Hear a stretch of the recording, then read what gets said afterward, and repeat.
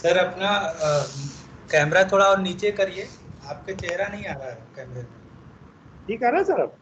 हाँ अब ठीक है। और डॉक्टर कुशवाहा सर। सर नमस्कार। सर प्रणाम सर। हाँ प्रणाम। मैं माफ़ी चाहता हूँ, थोड़ा मैं कॉलेज आया था और मेरा मोबाइल डिस्चार्ज हो गया है, तो मुझे गाड़ी जी की मदद लेनी पड़ रही है। इसी में बैठ के मुझे अपनी बात कहनी होगी। जी सर, कोई बात नहीं, आपके बस मार्गदर्शन की आवश्यकता है और कोई जी बात जी नहीं सर। तो कार्यक्रम प्रारंभ किया जाए सर क्या? हाँ सर बिल्कुल। कर दिए सर। मेरी आवाज़ सर ठीक से आ रही है? बिल्कुल क्लियर आ रही सर आपकी आवाज़। फोटो का क्या दिया? आवाज नहीं जा रहा है। इधर आवाज नहीं जा रहा। डॉक्टर अजीत सर, जी सर। प्रारंभ करूं? बिल्कुल सर। ठीक। जैसा कि आपको विदित है कि आज एक वेबिनार का आयोजन किया जा रहा है। वेबिनार का विषय इंटरनेट पर देवनागरी लिपि के प्रयोग की चुनौतियां। आप लोग देख रहे हैं कि सामान्यतः हमारे यहाँ पर राजभाषा को ज़्यादा महत्व नहीं दिया जा रहा है। हिंदी भाषा कम से कम बोली जा रही है और हिंदी भाषा को प्रचलन में लाने के लिए, उसके महत्व को बताने के लिए मंत्रालय भी बहुत सक्रियता से काम कर रहा है और उसी क्रम में हम विभिन्न विषयों पर वेबिनार का आयोजन करते रहते हैं। उसी क्रम में आज का विषय हमने लिया है इंटरनेट पर देवनागरी लिपि के प्रयोग की चुनौतियां। तो हमारा सभी सहभागियों का सम्मान करते हुए अनुरोध है कि हमारे जो दो अतिथि विद्वान आज हमारे बीच में उपस्थित हैं, डॉक्टर रामशंकर कुशवाहा जी, जो सहायक प्राध्यापक हैं हिंदी विभाग में, दयाल सिंह कॉलेज दिल्ली विश्वविद्यालय, और दूसरे विद्वान हमारे साथ में उपस्थित हैं डॉक्टर अजीत मौर्य, सहायक प्रोफेसर हिंदू कॉलेज मुरादाबाद उत्तर प्रदेश। तो अनुरोध हमारा आपसे यही है कि जितने भी हमारे सहभागी लोग हैं वो हमारे दोनों अतिथि विद्वानों को सुनकर और किस प्रकार से हम और अच्छे ढंग से अपने अपने कार्यस्थल पर इंटरनेट पर देवनागरी लिपि का उपयोग कर सकते हैं, किस संबंध में अपनी जानकारी हमको देंगे, हमको समझाने का प्रयास करेंगे, जिससे कि हम अपने कार्यालय में और कोई भी अच्छे तरीके से जिससे कि हमारे जितने भी लोग काम कर रहे हैं यहाँ पर आईटी सेक्शन में, वो देवनागरी लिपि का अच्छे से उपयोग कर सकें। अभी हम ये देख रहे हैं कार्यालय में कार्य तो बहुत लोग कर रहे हैं लेकिन उसका सही ढंग से उपयोग नहीं कर पा रहे हैं। तो वह अनुरोध हमारा दोनों विद्वानों से ये है कि कुछ अगर प्रैक्टिकल नॉलेज भी साथ में दी जाए तो और भी अच्छा रहेगा, और नहीं तो जो भी एक प्रोसेस है उस तरीके को बताएंगे तो हम उसको अमल में लाने का प्रयास करेंगे। डॉक्टर रामशंकर कुशवाहा जी से मैं प्रथमतः अनुरोध करूंगा कि वो अपनी बात को हमारे समस्त जो सहभागी गण हैं और हम लोग हैं इनके समक्ष रखने का कष्ट करें। डॉक्टर रामशंकर जी कुशवाहा जी। सबको मेरा प्रणाम। मैं डॉक्टर रमाशंकर कुशवाहा गाजीपुर उत्तर प्रदेश का रहने वाला हूँ और यहाँ दिल्ली यूनिवर्सिटी के दयाल सिंह कॉलेज में असिस्टेंट प्रोफेसर हूँ, हिंदी पढ़ाता हूँ मैं। और आप जानते हैं पिछले 2 साल से जब से लॉकडाउन का सिलसिला शुरू हुआ है तब से थोड़ी सी तकनीक से हम लोगों की फेमिलियरिटी ज़्यादा हुई है। पहले हम लोग तकनीक के साथ इतना हमारा सामना नहीं था, ज़रूरत पड़ती थी तो उपयोग करते थे या नहीं करते थे, नहीं भी करते थे तो मतलब दिक्कत नहीं आती थी।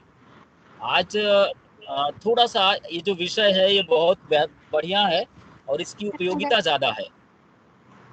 कारण क्या है कि जिस दौर में हम लोग प्रवेश किए हैं पिछले 2 सालों से, उसमें इसकी उपयोगिता बढ़ गई है। किसी के लिए चाहे पठन-पाठन का क्षेत्र हो, चाहे कहीं दफ्तरी कार्य का क्षेत्र हो या कहीं योजना बनाने उसको क्रियान्वित करने की ज़रूरत हो। आप देख रहे हैं शिलान्यास, शिलापट सब आपको ऑन स्क्रीन दिखाई दे रहा है।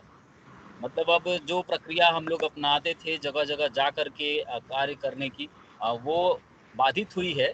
लेकिन दूसरी तरफ जो है एक नया रास्ता खुला है और वो रास्ता बना है इंटरनेट के कारण। और भोजपुरी प्रदेश में आप देखेंगे तो स्वाभाविक है देवनागरी लिपि के कारण उसकी एक सहजता है, हर व्यक्ति तक इसकी पहुंच है। इसमें पहले जो विषय है मैं थोड़ा सा उस पर बता दूं कि देवनागरी लिपि के इंटरनेट पर प्रयोग की कुछ चुनौतियां तो हैं। जैसे सामान्य तरह से किसी भाषा के प्रयोग की जैसे होती हैं, उसी तरह देवनागरी लिपि की भी प्रयोग की भी हैं। उसका एक कारण ये है कि जो सॉफ्टवेयर है या जितनी तकनीकी चीज़ें हैं ज़्यादातर अंग्रेजी माध्यम में शुरू हुई हैं और हम उनका अनुवाद करके हिंदी माध्यमों में प्रयोग करते हैं, एक बात है। दूसरी बात है कि अगर कहीं कोई सैटेलाइट या कोई दूसरा माध्यम एप्लीकेशन की तरह विकसित भी किया गया है तो वो बाद में हुआ है, वो सेकेंडरी है। प्राइमरी उसका विकास अंग्रेजी में हुआ और बाद में उसको डिकोड करके या कह सकते हैं कि नई तरह से चीज़ें विकसित करके बनाई गई। लेकिन आप देखिए कि बहुत सारे एप्लीकेशन ऐसे भी अब बन रहे हैं जो भारतीय भाषाओं में बन रहे हैं, जो देवनागरी लिपि में प्रयोग किए जाते हैं। जैसे भारत की और भी बहुत सारी भाषाएं हैं जिनका दायरा छोटा हो सकता है, वो हिंदी नहीं है, लेकिन हिंदी के समानांतर हैं या हिंदी के भाषा में उनकी बोलियों का इस्तेमाल होता है। तो आप देखिए कि वहाँ बहुत सारे ऐसे एप्लीकेशन सॉफ्टवेयर बन रहे हैं जो उसी भाषा में प्रयोग किए जाते हैं, एक बात। दूसरी बात, दुनिया के बहुत सारे ऐसे सॉफ्टवेयर हैं जिनका इस्तेमाल यहाँ की भाषा और बोली में किया जाता है, ये दूसरी बात है। तो पहले मैं बता दूं कि इंटरनेट पर जो देवनागरी लिपि के प्रयोग हो रहे हैं उसमें मुख्य रूप से चुनौतियां क्या-क्या हैं।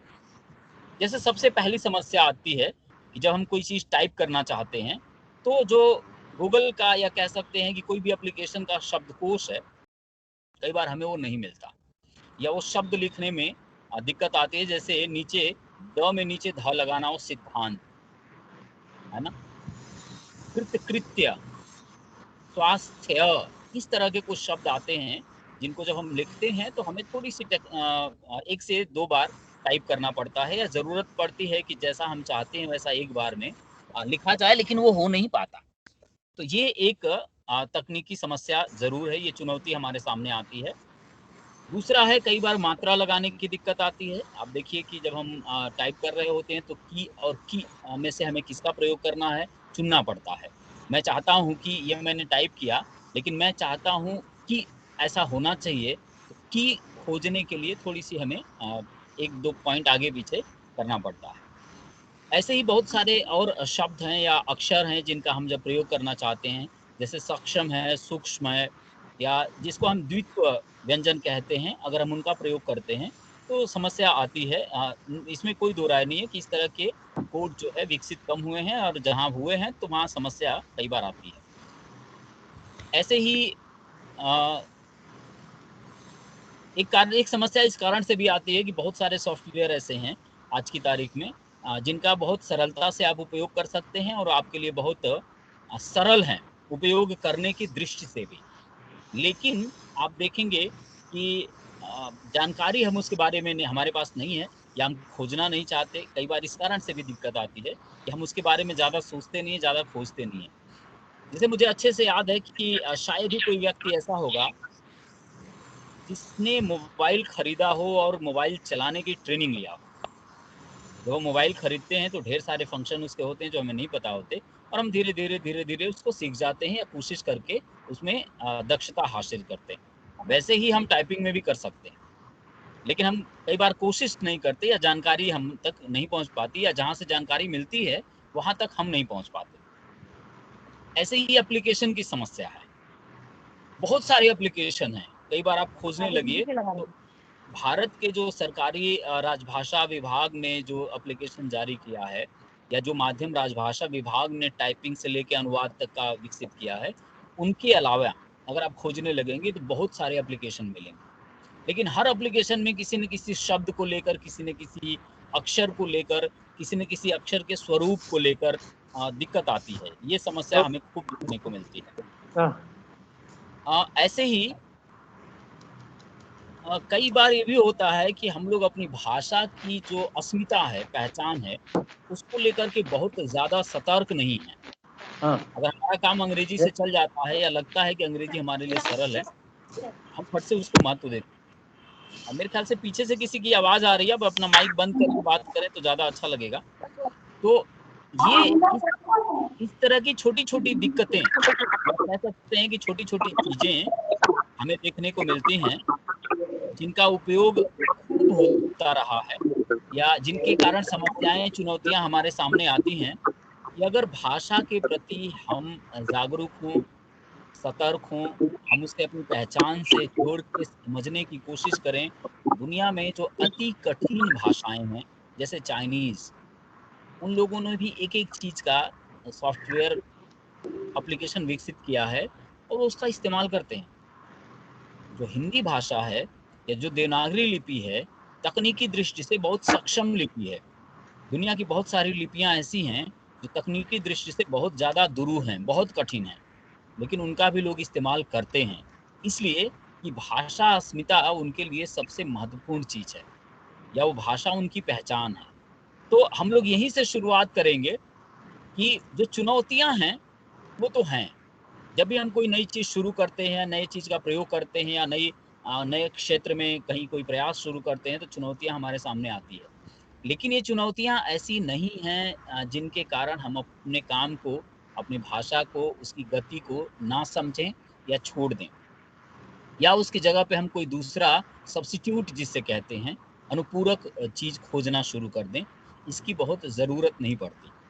कारण क्या है कि थोड़ा-सा प्रयास करके तकनीकी तौर पर हम इसको सीख सकते हैं। सबसे पहली बात ये है कि जो शब्द जैसा लिखा जाता है अंग्रेजी में, वैसे ही टाइप करने पर वो हिंदी में उसका एक देवनागरी लिपि में अर्थ निकलता है। मैं आपके साथ हूँ, तो MAIN लिख के हम आराम से मैं को समझ सकते हैं। अब इसमें 2 तरह के फ़ॉन्ट हैं। एक ट्रेडिशनल फ़ॉन्ट होते हैं जो हम लोग यूज़ करते हैं ज़्यादातर, या कह सकते हैं कि जो सिर्फ़ हिंदी के लिए प्रयोग किए जाते हैं, और एक यूनिकोड वाले होते हैं, जिनका जो ट्रेडिशनल है उसके लिए थोड़ी-सी हमें ट्रेनिंग लेनी पड़ती है। उसमें अक्षर के प्रयोग की, लेखन की समस्या नहीं आती। ये मैं आपको जानकारी दे दूँ कि जिस फ़ॉन्ट में किताबें छपती हैं ज़्यादातर, वाल्कमैन चाणक्य है, कृतिदेव है, गंगा है, शिव है, ऐसे करीब 20-22 फ़ॉन्ट हैं, जिनको आप प्रयोग करते हैं, तो इसमें इस समस्या इस तरह की नहीं आती। लेकिन यूनिकोड है, कोकिला है, महात्मा गांधी है, या इस तरह के कुछ फ़ॉन्ट नए विकसित किए गए हैं, जो हमारे संस्थान या हमारे यहाँ के सॉफ्टवेयर्स या इंजीनियर ने विकसित किए हैं। आप उन्हें प्रयोग करेंगे तो उनमें थोड़ी-सी चुनौती आती है। लेकिन ये ट्रेडिशनल नहीं है, ये समय के अनुसार, समय के साथ चलने वाला फ़ॉन्ट है, जिसका आप आसानी से प्रयोग कर सकते हैं। इसलिए जो मेरी समझ है, वो ये है कि चाहे शब्दकोश की समस्या हो, चाहे मात्रा लगाने की समस्या हो, चाहे टाइपिंग कम आती हो या ना हाथ खुला हो उसकी समस्या हो, या जानकारी का अभाव हो, या एप्लीकेशन अलग हो। अगर आप ये सोच के काम करेंगे कि हमें इस भाषा में इस काम को करना है, तो आप कर सकते हैं। और आप लोग भी जानते हैं, भारत सरकार से लेकर बहुत सारे संस्थान तक इसमें बहुत ही बढ़िया काम किए हैं। जैसे आपका ही विभाग पहले मेरे ख़्याल से 8-10 साल पहले शायद 5% भी काम नहीं करता रहा होगा हिंदी में या देवनागरी लिपि में। आज की तारीख में बहुत बेहतर आप लोग काम कर रहे हैं, और सिर्फ़ आप नहीं, जितने बैंक हैं, आप देखिए राजभाषा विभाग जगह-जगह बनाया गया, उन पर नियुक्तियाँ की गई, और ल जगह-जगह लोगों को ये मौके दिए गए कि आप इसमें भाषा को, अपनी बात को अपने तरीके से कहिए। जगह-जगह पत्रिकाएँ निकाली जा रही हैं। अब आप जानते हैं कि जो हमारी बोलचाल की भाषा है, या जिस भाषा से हम सबसे ज़्यादा फ़ैमिलियर हैं, उस भाषा से ज़्यादा बेहतर ज्ञान तो किसी भाषा में नहीं दे सकते। ये निश्चित है। अब देखिए, मैं यहाँ पे यूनिकोड प्रयोग करता हूँ, चाहे कक्षा के बाहर अगर मैं खुद के लिए कुछ अगर टाइप करता हूँ, तो मैं प्रोफ़ेशनल फ़ॉन्ट यूज़ करता हूँ, जैसे वाल्कमैन चाणक्य है, कृतिदेव है, या कोई और फ़ॉन्ट है। लेकिन अगर हम ऐसा नहीं करते हैं, कॉलेज में बच्चों को पढ़ाने के लिए प्रयोग करते हैं, या कहीं ऐसी जगह पे जहाँ पे मुझे कोई मटेरियल भेजना हो और ये पता नहीं है कि वो लोग किस फ़ॉन्ट का यूज़ करते हैं, तो हम यूनिकोड में उनको लिख के भेजते हैं। राजभाषा का जो वेबसाइट है, वहाँ से हम फ़ॉन्ट उठाते हैं और उसका प्रयोग करके भेजते हैं। इससे फ़ायदा क्या होता है, जैसे राजभाषा विभाग का अगर आप देखेंगे जो वेबसाइट है, तो उसमें आपको फ़ॉन्ट में, लिखने में, शब्द में, मात्रा में कहीं कोई दिक्कत नहीं आती। क्यों नहीं आती है? इसलिए कि उन लोगों ने अपनी ज़रूरत के अनुसार शब्दावलियों का निर्माण किया है। जैसे आपको न्यायालय में जाना हो, आपको किसी दफ़्तर में सामान्य कामकाज के लिए जाना हो, आपको कहीं आवेदन करना हो, आपको कहीं शिकायत करना हो, तो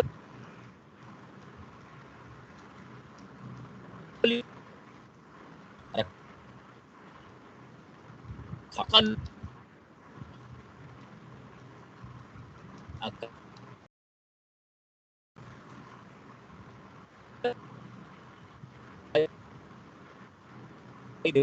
वो बहुत सरल होता है और आसानी से लोग उसका उपयोग करते हैं। ऐसे ही गूगल हिंदी इनपुट टूल्स है।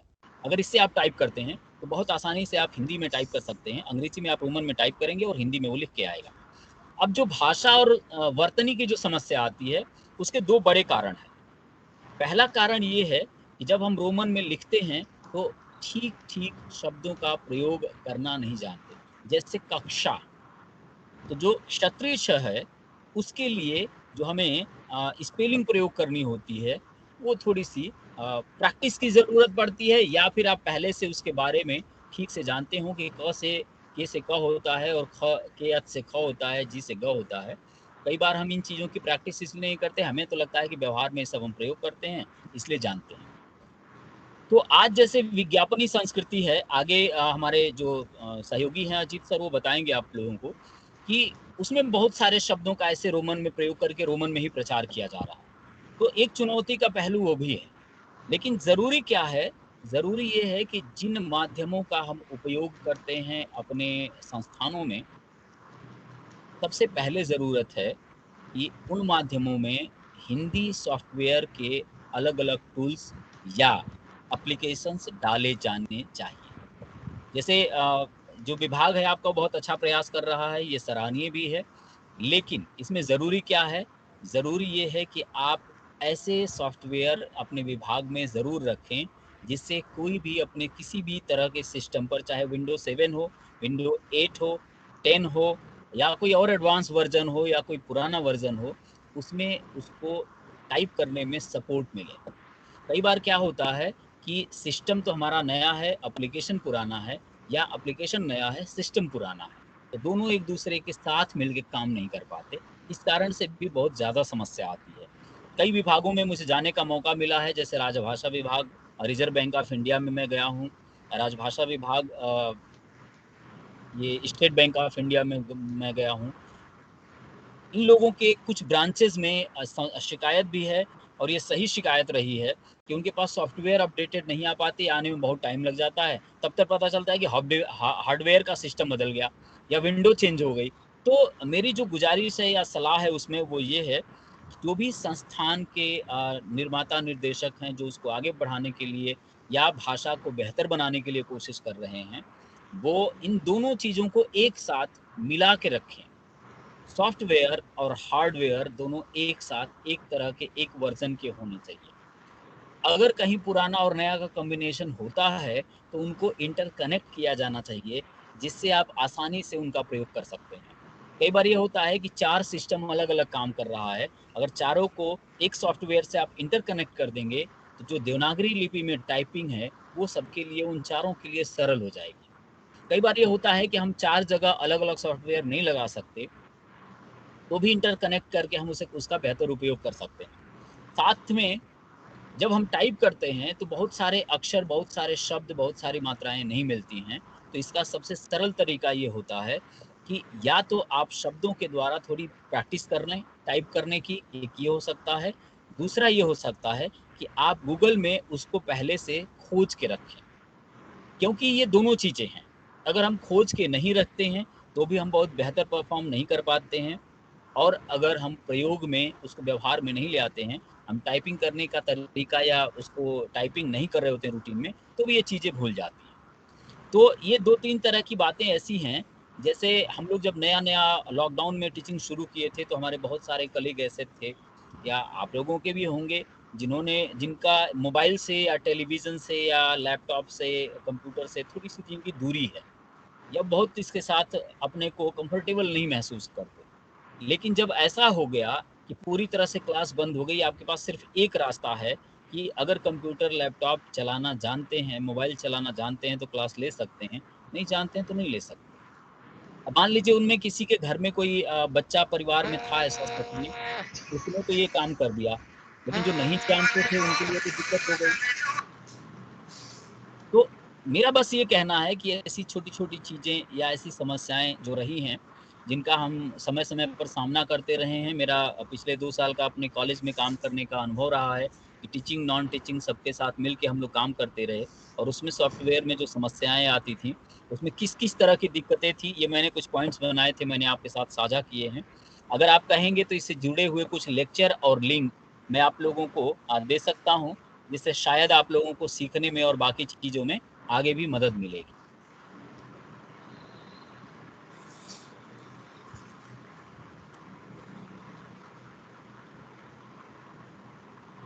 थैंक यू सर, धन्यवाद सर। कुशवाहा जी और कुछ वो बता रहे हैं कि कनेक्शन डिस्कनेक्ट हो गया है सर? कुशवाहा सर?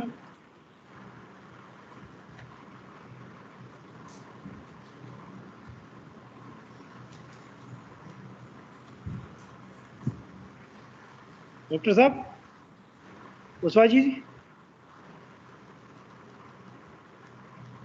लग रहा है डिस्कनेक्ट हो गया। हाँ जी सर, लग रहा है डिस्कनेक्ट हो गया।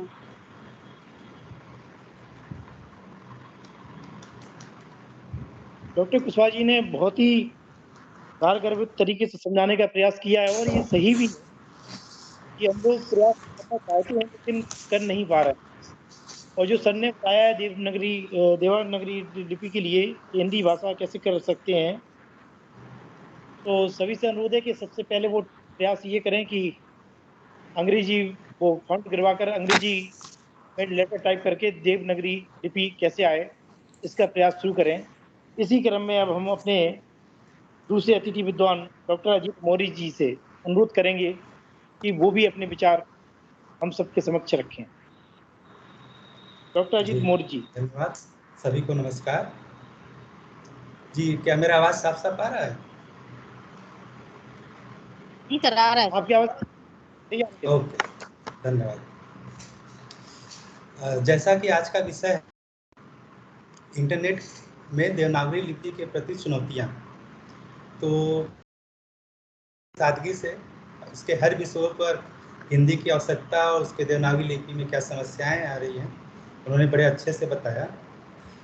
मैं इस टॉपिक को थोड़ा सा बाजारवाद की तरफ ले चलूँगा, क्योंकि हमारी कोई भी लाइफ का स्टाइल जो है या लाइफ में बिना बाजारवाद के हम अधूरे हैं। बाजारवाद की वजह से इंटरनेट की दुनिया में हिंदी को कैसे बढ़ाया गया, हिंदी का क्या महत्व रहा, उसको बढ़ाया क्यों गया? क्योंकि जैसा कि आप सभी लोग जानते हैं कि इंटरनेट की शुरुआती जो दौर था वो रोमन में था, यानी इंग्लिश में था। उस रोमन की वजह से पूरे विश्व में इंटरनेट छाया। लेकिन जब हम भारत की तरफ या विश्व भारत की तरफ बढ़ा, तो उसने ये गौर किया कि भारत की लगभग 50% से ज़्यादा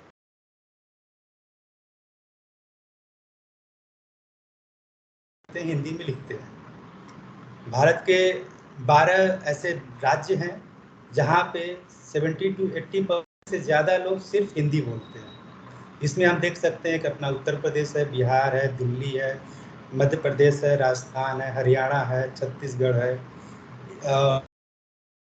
भी अगर आप लोग जानते हैं या नहीं जानते, अंडमान निकोबार में भी आम बोलचाल की भाषा में हिंदी का ही प्रयोग होता है।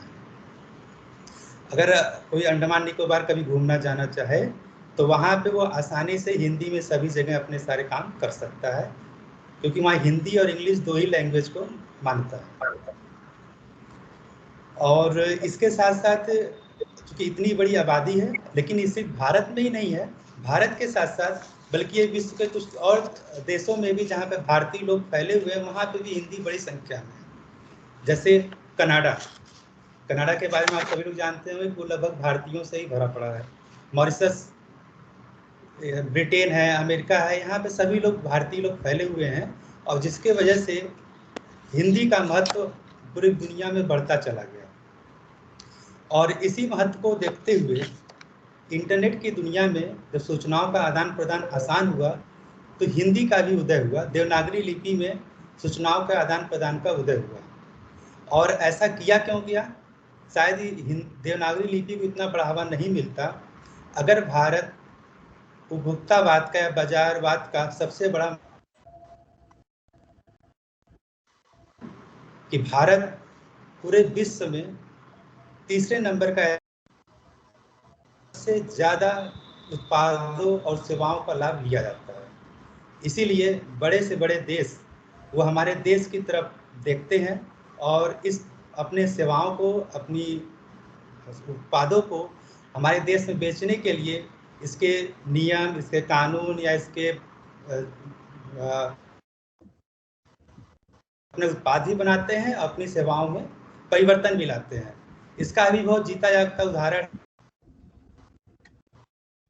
लेकर के अभी बहुत जल्द ही हमारे देश के सरकार से, ट्विटर के अधिकारियों से कुछ झगड़े चले और ट्विटर को अंत में जा करके भारत सरकार की बात माननी पड़ी, सिर्फ इसीलिए क्योंकि ट्विटर का बहुत बड़ा उपयोग भारत में होता है। ये है देश में मतलब हिंदी की, या कह चूँकि भारत का अगर प्रभुत्व है तो उसमें कहीं न कहीं सबसे ज़्यादा प्रभुत्व हिंदी भाषी लोगों का, और हिंदी में सबसे ज़्यादा बढ़ावा देने के लिए हमारे वर्तमान प्रधानमंत्री जी भी हिंदी को मैक्सिमम बातें जो है वो हिंदी में ही करते हैं। तो अगर बाजारवाद के साथ साथ हम ये देख सकते हैं कि जैसे किताबें हैं, साहित्य या चिकित्सा हो, विज्ञान का क्षेत्र, महापुरुषों की जीवनियाँ हो, तो पहले ये इंग्लिश में ही लिखे जाते थे। अब ये हिंदी में रूपांतरित करके हर जगह पे उपलब्ध हैं। आप हिंदी में आज के समय में जो कुछ कोर्सेज सिर्फ और सिर्फ इंग्लिश में चलाए जाते थे, आज वो हिंदी में भी उपलब्ध हैं। जैसे बीटेक का कोर्स पहले इंग्लिश में होता था, अब वो हिंदी में भी उपलब्ध है। एमबीए का कोर्स इंग्लिश में होता था, अब वो हिंदी में भी उपलब्ध है। ऐसा इसलिए किया जा रहा है ताकि हम जो अपनी मातृभाषा में किसी चीज़ को पढ़ते हैं या समझते हैं, उसकी उपयोगिता हम ज़्यादा अच्छे से समझते हैं। और ये सिर्फ और सिर्फ हिंदी के लोगों का जो जितना ज़्यादा जनसंख्या है, इतना ज़्यादा वो लोग डिमांड में है, उनकी मांग को ध्यान दे करके सारे किए जाते हैं। और अभी आप हाल में अगर देखें तो गौर कर सकते हैं कि पहले आप इंग्लिश मूवीज भी देखते थे तो उसका सबटाइटल इंग्लिश होता था। आज आपको अगर इंग्लिश नहीं भी समझ में आता तो उसका सबटाइटल हिंदी देख करके आप उस मूवी को समझते हैं कि इस मूवी में क्या है। और क्रिकेट को अगर हम देखें, क्रिकेट बहुत लोकप्रिय है और क्रिकेट का पहले कमेंट्री जो है इंग्लिश में ही होता था और हिंदी का कुछ समय के लिए हिंदी में कमेंट्री होती थी, लेकिन अब आप पूरे मैच को आप हिंदी में कमेंट्री देख सकते हैं। आप डिस्कवरी, नेशनल ज्योग्राफिकल चैनल हो, इस तरह के चैनल को भी अब हिंदी में खूब जोर शोर से प्रसारित।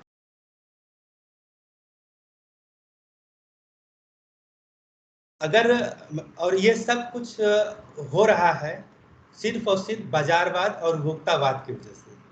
और अगर हम बाजारवाद की बात करें तो इसमें जिस चीज़ों की मांग जितना ज़्यादा होता है उसके लिए उतना ज़्यादा उसका प्रचार किया जाता है।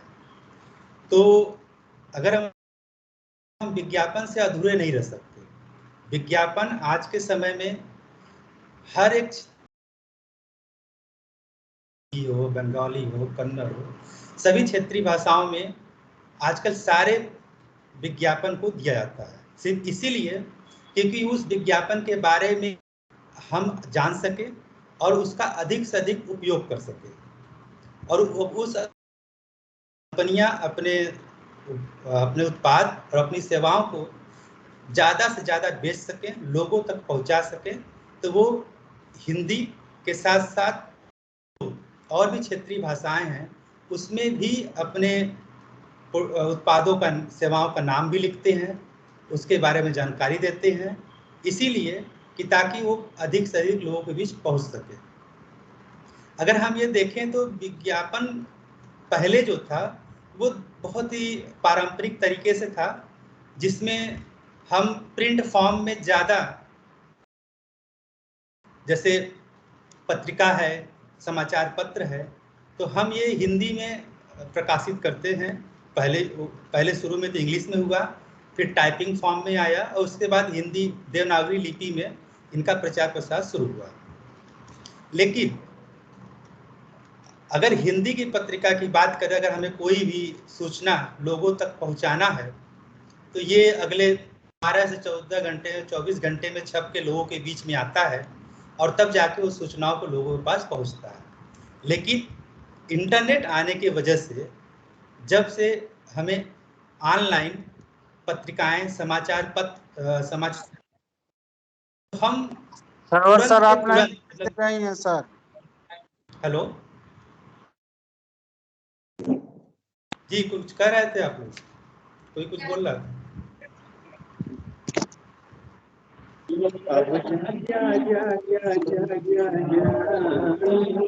किसी के बैकग्राउंड में श्रोताओं से आवाज आ रहा है, कृपया अनुरोध बंद है करें। कि अपना माइक बंद कर दीजिए।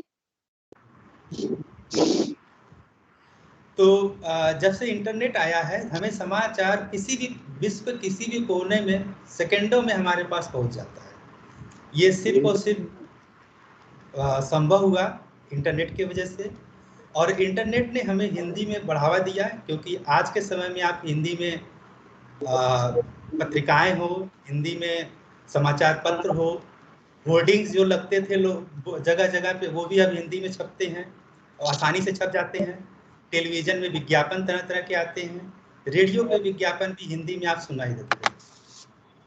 लेकिन इन सब के अलावा जो अब वर्तमान समय में इंटरनेट की वजह से हिंदी में परिवर्तन आया, वो है विज्ञापन के क्षेत्र में।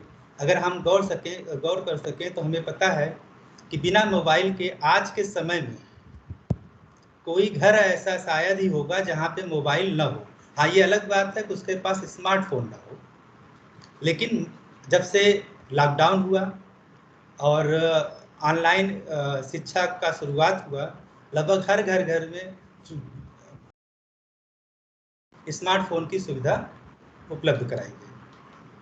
अब स्मार्टफोन अगर आपके पास है तो आपके पास फेसबुक है, व्हाट्सएप है, यूट्यूब है, ये कुछ सोशल मीडिया है जहाँ पे आप हरदम अपने जानकारियों को साझा करते हैं, देखते हैं। तो उसमें अब इन्होंने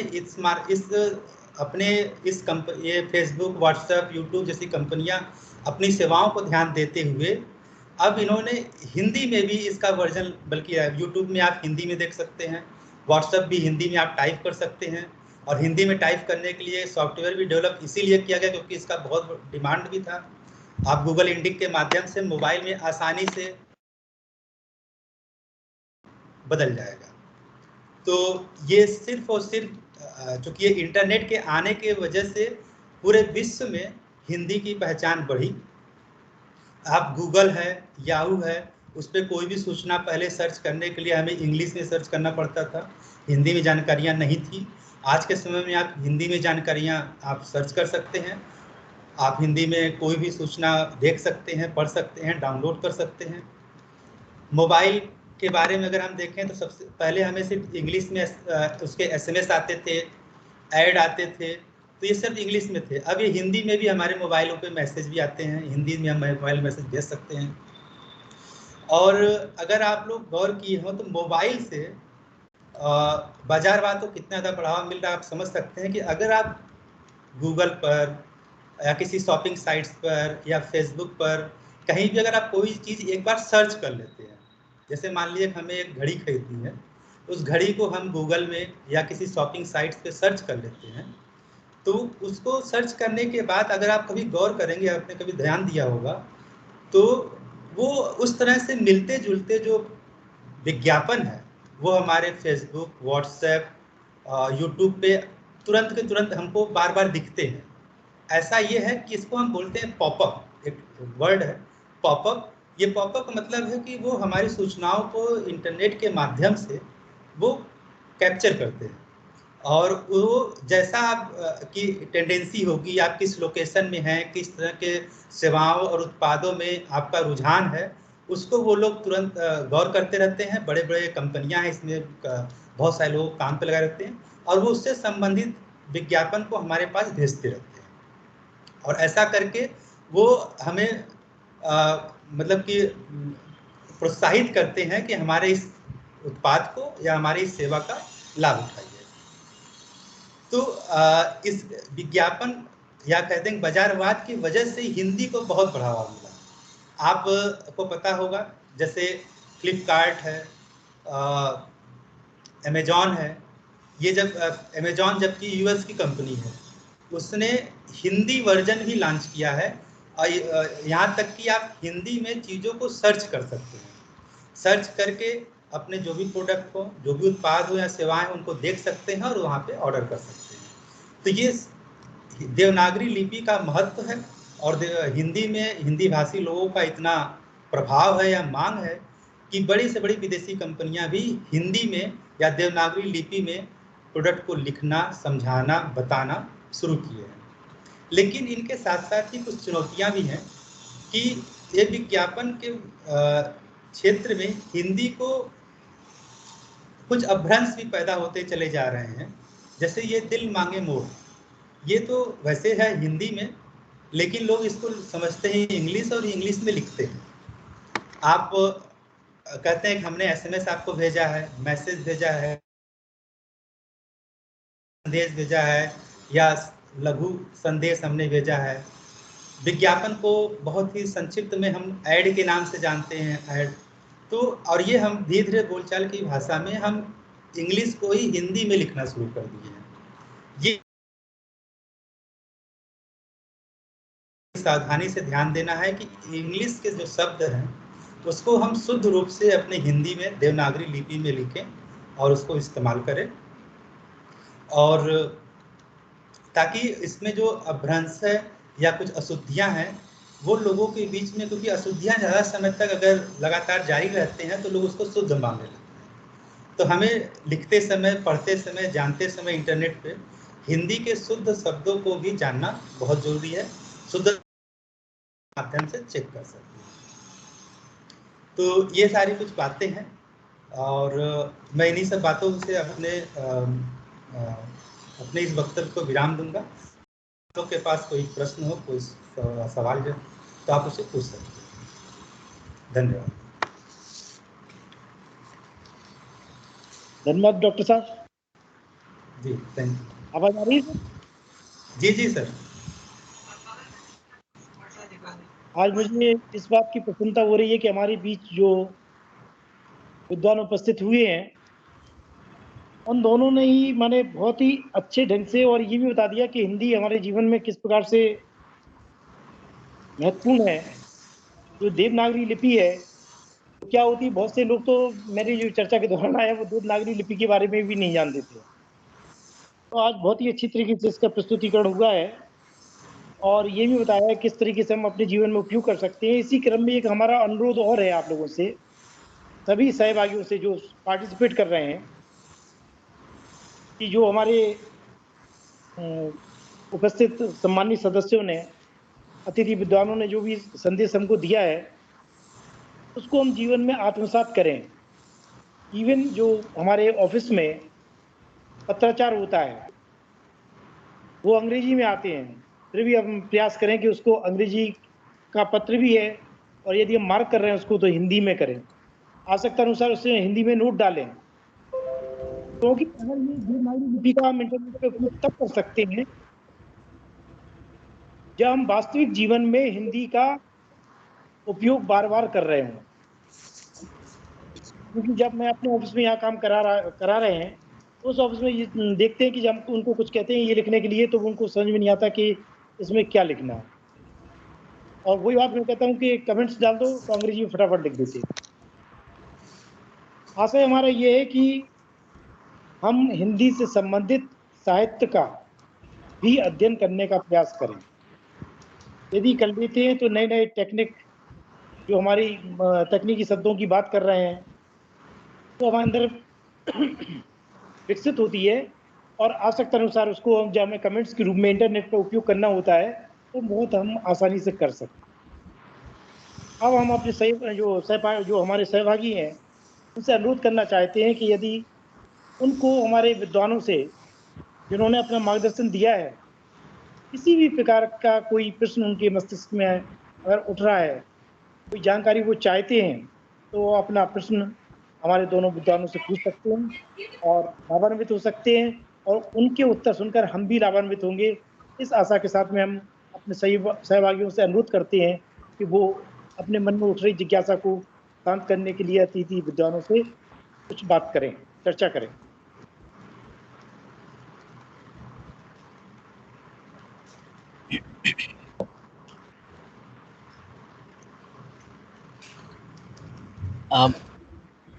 अखिल सर, मैं एक छोटी सी बात और ऐड करना चाहता था, मेरी बात बीच में कट गई थी जी। हाँ, अगर कोई साथी सवाल ना पूछना चाहते हो तो मैं अपनी बात एक छोटी सी ऐड कर दूं इसमें। नहीं करिए, अगर वो 2 मिनट बाद हो जाएगा कोई बात नहीं। अच्छा, तो इसमें बस ये बताना था कि एक मैंने लिंक साझा किया है 2-3, उसमें एक है स्पीक टू टेक्स्ट, जिसमें कई बार ये होता है कि हम हिंदी को बहुत अच्छे से टाइप नहीं कर पाते, या शब्द बोलने में और लिखने में हमें अंतर आ जाता है। मैं शब्द बोल तो बहुत अच्छे से सकता हूँ लेकिन लिख नहीं सकता, लिखने में पता नहीं चलता कि मात्रा कहाँ जा रही है या कौन ठीक लगेगी। तो हम बोल करके टाइप कर सकते हैं। आप आराम से जो एप्लीकेशन या जिस जवाब की आप बात कर रहे थे कि आप कहते हैं कि एक लाइन का कमेंट डाल दीजिए तो कोई फट से डाल देता है, आप कहते हैं कि एक प्रतिक्रिया छोटी सी दे दीजिए तो लोग नहीं देते, या सोचते हैं कि पता नहीं क्या बोला सर ने। तो इसमें क्या है कि हम बोल करके भी टाइप करके उस प्रतिक्रिया को भेज सकते हैं और उसमें शुद्धता की कोई समस्या नहीं आती। वो समस्या तब आती है जब आप बहुत जल्दी जल्दी बोलते हैं। अगर आप शब्द का स्पष्ट उच्चारण करेंगे तो वो हिंदी में यूनिकोड में बिल्कुल वैसे टाइप होगा जैसे हाथ से कोई देख के टाइप कर रहा हो। और इस तरह के कई सारे सॉफ्टवेयर आसानी से उपलब्ध हैं, जिसका आप लोग उपयोग कर सकते हैं, या मेरे ख्याल से करते भी होंगे बहुत सारे लोग, क्योंकि स्वाभाविक है, विभाग काम कर रहा है और इतना उन्नति कर रहा है, इस तरह की इतनी बड़ी संस्था आप लोग चला रहे हैं। तो इस सरकार में जहाँ निर्देश दिया गया है या जहाँ समर्थन प्राप्त है, सहयोग है, और भाषा एक अस्मिता है, जब तक हम उसको अस्मिता से नहीं जोड़ेंगे, अस्मिता के रूप में नहीं समझने की कोशिश करेंगे, तब तक हम भाषा का सम्मान नहीं कर सकते। तो ये अस्मिता है और सबकी अपनी अपनी है। आपके यहाँ भी अलग अलग लोग काम करते बहुत ही होंगे, अच्छा सर। और जो उनकी अपनी जो होम घर पे जाने पर जो अस्मिताएं, वो सबकी एक जैसी होती हैं। इसलिए ये प्रयास आप लोगों का बहुत सराहनीय है। डॉक्टर अखिल श्रीवास्तव सर, एसपी उनियाल जी, और नोडल ऑफिसर आपके दिनेश कुमार जी, हमें उम्मीद है कि आप सबके नेतृत्व में संस्थान ज़्यादा उन्नति करेगा और राजभाषा पर जितना बेहतर काम हो सकेगा आप लोग उसको आगे बढ़ाएंगे। और हम जैसे लोग या हम जैसे साथी कुछ हमारे हैं, जहाँ ज़रूरत होगी, लगेगा कि कहीं हम लोग खड़े हो सकते हैं, कहीं हम लोग का जो प्रयोग है, कोशिश है, कहीं आपके काम आ सकता है, या आप लोगों से कोई हमें मदद मिले, सीखने को मिले, तो इस उम्मीद के साथ मैं अपनी बात पूरी करता हूँ जी। यदि सर आप अनुमति हो, माइक बंद कर दीजिए। किसी का माइक ऑन है? माइक ऑन है सर किसी का? प्लीज माइक बंद कर दें। अगर सर आप लोगों की अनुमति हो तो मैं एक बात छोटी सी कहना चाहता हूँ। जी सर, बिल्कुल। जी जरूर बोलिए। आपने अभी बहुत ही अच्छी बात बोली है कि हम बोलकर भी बात को अपनी इंटरनेट के माध्यम पर देवनागरी लिपि है उसका उपयोग कर सकते हैं। तो चूंकि आप लोग प्रोफेसर हैं, हिंदी के प्रोफेसर हैं, और मैं जो देख रहा हूँ कि जो हमारी वर्तमान में जो स्टूडेंट्स, जो हमारे छात्र निकल रहे हैं, इनको वास्तविकता में शुद्ध लेखन नहीं आता है। शुद्ध लेखन नहीं आता है, इसके लिए हमारे, और वो हम अपने बच्चों के लिए भी कह रहे हैं। एक्चुअल जो हमारे जितने भी सहभागिता कर रहे हैं, हमारे सम्मानित सदस्य, उनके भी कुछ लोगों के बच्चे अभी बहुत छोटी क्लास में होंगे या पढ़ रहे होंगे, तो उन सबके लिए हमारा एक छोटा सा अनुरोध है कि वो एक अनुलेखन और शुद्ध लेखन घर पे अवश्य करवाएं, और अपने स्टूडेंट्स को ये मार्गदर्शन भी दे सकते हैं कि भाई घर पे कभी बैठकर अनुलेखन भी करें और शुद्ध लेखन भी करें। अगर ऐसा करते हैं तो एक हिंदी भाषा के प्रति विशेष लगाव उत्पन्न होगा, ऐसा हमारा सोचना है। फिर ये तो एक हमारा निवेदन था, यदि आप लोग स्वीकार करते हैं, जिससे कि हम ये चाहते हैं कि आने वाले समय में हिंदी भाषा मजाक बन के ना रह जाए। Thank you sir. अब अपने सहभागियों से अनुरोध है कि कुछ बात कहना चाहते हो कहें, वो प्रश्न पूछना चाहते हो पूछें।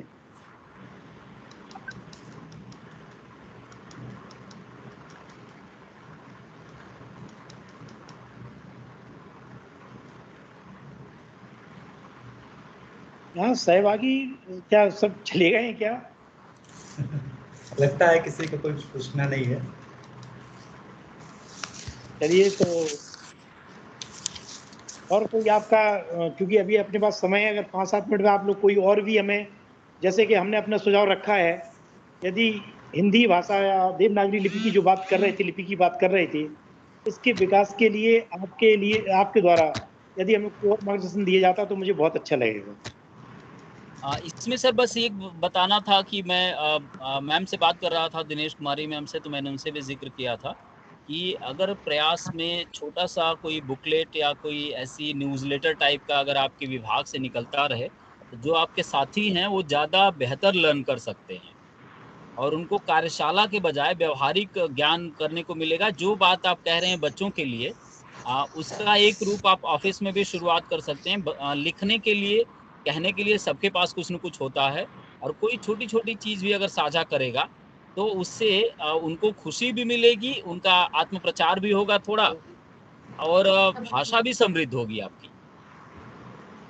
जी सर, इसके साथ-साथ हम तरह-तरह कॉम्पिटिशन भी करा सकते हैं। हिंदी में निबंध, शुद्ध शब्दों का प्रयोग, इन सब पे भी हम निबंध करा सकते हैं। उससे लोगों में कंपटीशन की भावना जागृत होती है और सही और गलत की पहचान भी होनी होती है। हेलो? तो करूंगा सर प्रयास। जी, जी। ये हमारी जो और नोडल अधिकारी हैं, जी, इस मामले में मैं दिनेश अपने एक अनुभव शेयर करना चाहूँगा कि मैं जी 2 साल तक असिस्टेंट ऑडिट ऑफिसर सहायक लेखा परीक्षा अधिकारी के तौर पे एजी ऑफिस कश्मीर में मैं 2 साल पोस्टिंग रही है हमारी। तो कश्मीर में जो ऑफिशियल लैंग्वेज है वो है इंग्लिश। ना तो कश्मीरी है ना हिंदी है, वो ऑफिशियल लैंग्वेज है इंग्लिश। और लेकिन जब मैं वहाँ गया तो चूँकि सरकार का जैसे बढ़ावा देने के लिए अलग-अलग विभागों में, चाहे वो कोई भी सरकारी विभाग हो, हिंदी को बढ़ावा देने पर जोर देती है। तो मैंने वहाँ पहला मैं ऐसा था जो अपने ऑफिस के कोई भी ऑफिस ऑर्डर आता था या उस पे जो प्रत्युत्तर देना रहता था, मैंने हिंदी में लिखना शुरू किया। और इसीलिए कि ताकि लोग देख के जो और हिंदी भाषी मित्र हैं हमारे वहाँ पे, वो भी हिंदी में लिखना शुरू करें ताकि हिंदी का बढ़ावा इस ऑफिस में भी ज़्यादा से ज़्यादा मिले। और इसी को ध्यान देते हुए हमारे यहाँ पे हिंदी विभाग भी था, राजभाषा की तरफ से वो भी चलता है। तो हम लोगों ने वहाँ पे हिंदी में एस्से भी कंपटीशन कराया और सही शब्दों का प्रयोग, सही पैराग्राफ या व्याकरण के संबंध में हिंदी में कमेंट भी करवाया, कंपटीशन भी करवाया। तो ये सब चीज़ बड़ा बढ़िया रहा, वहाँ पे 2 साल रहते हुए हमने ये देखा। फिर वापस मुझे मौका मिला, मैं असिस्टेंट प्रोफेसर कॉमर्स के पद पे वापस आ गया और फिर अब अध्यात्म मतलब कि अकादमिक क्षेत्र में अपना योगदान दे रहा हूँ। तो ऐसे-ऐसे हम अपने फील्ड में जहाँ-जहाँ भी जिस क्षेत्र में हैं, हिंदी को बढ़ावा दे सकते हैं और अपने घरों में भी दें, क्योंकि आज के समय में हम थोड़ा सा ये जानते हैं कि हर कोई अपने बच्चों को कॉन्वेंट स्कूल में पढ़ाना चाहता है। लेकिन कॉन्वेंट स्कूल में बच्चों की इंग्लिश तो बहुत अच्छी हो जाती है, लेकिन हिंदी उनकी बहुत ही ज़्यादा खराब रह जाती है, भले वो इंटर क्यों ना पास हो जाए। तो हमें चूँकि हमारी मातृभाषा है, हमारी बोलचाल की भाषा है, तो हिंदी को लिखना और पढ़ना दोनों अच्छे से बच्चों को आना चाहिए। हाँ, इंग्लिश भी जानिए, इंग्लिश तो आज के समय के दौर की ज़रूरत है, लेकिन हिंदी को भी हम आगे रखें, ये सभी लोग ध्यान दें। बिल्कुल ठीक है डॉक्टर साहब, ये हम लोग अपने अभ्यास में रखेंगे। जो आपने हमें जी, मार्गदर्शन दिया है उसको हम अपने अभ्यास में लाने का प्रयास करेंगे। और सबसे खुशी की बात ये है कि इस समय हमारे जो वरिष्ठ अधिकारी हैं, सीपी सर और एमएस, ये दोनों ही इस भाषा को, माने ये चाह रहे हैं कि सबको समझ में आए कि हिंदी भाषा है क्या, जी, जी। और प्रयास भी करते हैं कि समय-समय पर वो हिंदी भाषा में बातचीत करना, समझाना, ये सारे प्रयास हमारे अधिकारियों के द्वारा किए जा रहे हैं। और ये दिनेश मैडम हमारी निरंतर इसके लिए सतत प्रयत्नशील हैं कि हिंदी भाषा का विकास कैसे संभव है। और ये उन्हीं का प्रयास है कि आप जैसे विद्वान लोग हमें सुनने के लिए मिल पा रहे हैं। और मैं आप लोगों से, दोनों विद्वानों से अनुरोध करूंगा कि कभी भी इस साइड आप आ रहे हों, एनसीटी की तरफ, सेक्टर 10 की तरफ, तो ये हमारे पास ज़रूर आप मिलें, ज़रूर, मुझे अच्छा ज़रूर। लगेगा। जी, जी, हमें भी बड़ा प्रत्यक्ष अच्छा में जो लगेगा जब भी मार्गदर्शन मिलता मौका है मिलेगा बहुत हम अच्छा आपसे होता मिलेंगे। बिल्कुल सर। है। धन्यवाद ठीक आप है लोगों मैम, का। और आपका और सर का और पूरे आप संस्थान का बहुत धन्यवाद मौका देने के लिए। नहीं सभी सर, लोग मैं आभारी हूँ आपके लिए तो कि आप लोगों ने समय दिया। मैं दिनेश मैडम से अनुरोध करूंगा कि हमारे दोनों अतिथि विद्वानों का और जो भी सहभागिता कर रहे थे सम्मानित सदस्य, उनका आभार व्यक्त करने का कष्ट करें। दिनेश कुमारी मैडम। अखिल सर, जी हमारा आपसे एक निवेदन था कि जी इस तरह के आगे जब भी आप कार्यक्रम करें तो जी एक प्रोग्राम सभी के लिए सर्टिफिकेट रखें, सारे दर्शकों के लिए, क्योंकि जी अगर हैं और उनको उनके करियर के लिए सर्टिफिकेट की तरह तरह की ज़रूरत पड़ती है। कुछ छात्र हैं, कुछ लोग अभी अनएम्प्लॉयड है, जो जॉब की तलाश में है, इवन जो जॉब में भी है, इस तरह के सर्टिफिकेट की ज़रूरत पड़ती है। वेबिनार, वर्कशॉप, कॉन्फ्रेंसेस में जा रहे हैं तो उसका सर्टिफिकेट उनको ज़रूरत पड़ता है। तो आगे आप ये कोशिश करें कि सभी दर्शकों के लिए सर्टिफिकेट की सुविधा अवेलेबल कराई। सर, आपका ये अनुरोध हम स्वीकार भी करते हैं और हमने अपने उसमें कार्य पद्धति में ला भी दिया है। सर्टिफिकेट मैंने तैयार करवा लिए हैं और जी जी दिनेश ने बोल दिया है कि ये अधिकारियों के साइन कराकर प्रेषित भी करेंगे। जी जी और ये इस बात को हम लोग और तेजी से अभ्यास में लाएंगे अपने। जी, इससे हमारी जो सहभागिता है लोगों की, वो बहुत ज़्यादा संख्या में हो सकता है। जी वो जी, क्योंकि निश्चित रूप हर से। लोग सोचते हैं कि हमें कोई हमारा लाभ नहीं है, हमारा करियर में लाभ नहीं है, तो हम ऐसे जी कार्यक्रम को क्यों मतलब कि अटेंड करें। ऐसा सबके मन में विचार आता है। हमारे पास बहुत सारे लोगों का फ़ोन आया, मैंने अपने लोगों में जानने वाले लोगों को इस सूचना को साझा किया था, लेकिन सबका वही समस्या था कि सर सर्टिफिकेट नहीं मिलेगा तो क्या करें। बिल्कुल सर, इसको हम सर्टिफिकेट प्रमाण पत्र जो है आवंटित जी करेंगे सर। जी जी, आगे के कार्यक्रम में ध्यान रखिए। आज का तो मान जी लीजिए जी, हो गया। जी जी बस दिनेश मैम, जी सर। आभार। हमारे सहभागियों का, विद्वानों का आभार व्यक्त करने का कष्ट करें। आज के हमारे प्रथम अतिथि वक्ता डॉक्टर रामाशंकर कुशवाहा जी, अध्यापक, सहायक प्राध्यापक हिंदी विभाग से, दयाल सिंह कॉलेज दिल्ली विश्वविद्यालय से। द्वितीय अतिथि वक्ता डॉक्टर अजीत सिंह मौर्य, सहायक प्रोफेसर, हिंदू कॉलेज मुरादाबाद, उत्तर प्रदेश। आप दोनों ने बड़े ही बहुत अच्छे सरल तरीके से हमें सिखाया कि हिंदी में कैसे हम अपने इंटरनेट को कैसे यूज कर सकते हैं अपने कार्यालय में कार्य करते समय। और आप सभी का तहे दिल से धन्यवाद। आपने हमारे लिए समय निकाला, अपना मूल्य समय हमें दिया। और हम अपने अखिल सर का भी धन्यवाद देते हैं, जिनके नेतृत्व में ये सब चल रहा है। और जितने भी सभी सुन रहे हैं श्रोतागण, सभी का तहे दिल से धन्यवाद। और सभी से अनुरोध करूंगी कि हिंदी भाषा को, जैसे हमें डायरेक्शन मिली है गृह मंत्रालय से कि हिंदी भाषा को, जैसे हम हिंदी भाषी हैं, हिंदी भाषा को ज़्यादा से ज़्यादा प्रयोग में लाया जाए। तो सभी से ये अनुरोध है कि इसको इम्प्लीमेंटेशन करने में, इसको हम अपना ज़्यादा कार्यालय में कर सकें। इसके लिए आप सबसे कुछ ना कुछ सीखते रहें और करते रहें, निरंतर प्रयास करते रहें। थैंक यू, धन्यवाद। जी, धन्यवाद।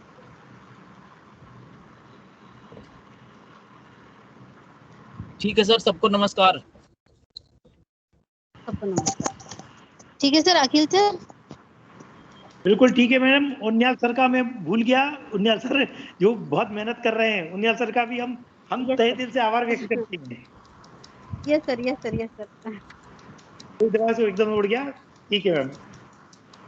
जी जी, ओके, धन्यवाद। ओके।